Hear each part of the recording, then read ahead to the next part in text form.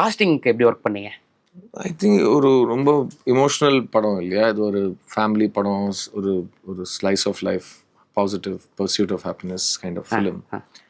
அதில் வந்து இவங்களோட காஸ்டிங்கில் எவ்வளோ மெனக்கெட்டு இருக்காங்கன்னா, அவங்க என்கிட்ட வந்து கேட்பாங்க, கடைசியாக நீங்கள் எந்த படத்தில் ஒரு ஃபுல் ஃபேமிலி பார்த்து ரசிச்சிருக்கீங்க, எல்லா ஃபேமிலி மெம்பர்ஸையும் தனிப்பட்ட முறையில் உங்களுக்கு பிடிச்சி ரிலேட் பண்ண முடிஞ்சு நல்லா நடிச்சு அது நம்ம கூட மனசில் ஆழமாக பதிஞ்சு எப்போ கடைசியானா டக்குன்னு நமக்கு அந்த மாதிரி பேர் ஞாபகம் வரல. ஸோ அப்படி ஒரு காஸ்டிங் பண்ணணும்னு டைரக்டரும் ப்ரொடியூசரும் பேசிப்பாங்க.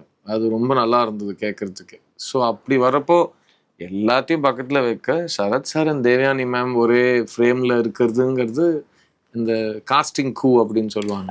அது வந்து ஒரு யாருமே பண்ண முடியாத ஒரு பெரிய அச்சீவ்மெண்ட் நம்ம பண்ணிட்டோங்கிறது. அந்த மாதிரி ஒரு பெரிய பெருமை இந்த படத்துக்கு சேருது. Super. So nice to see them together. 2 பேரும் அப்படியே இருக்காங்க.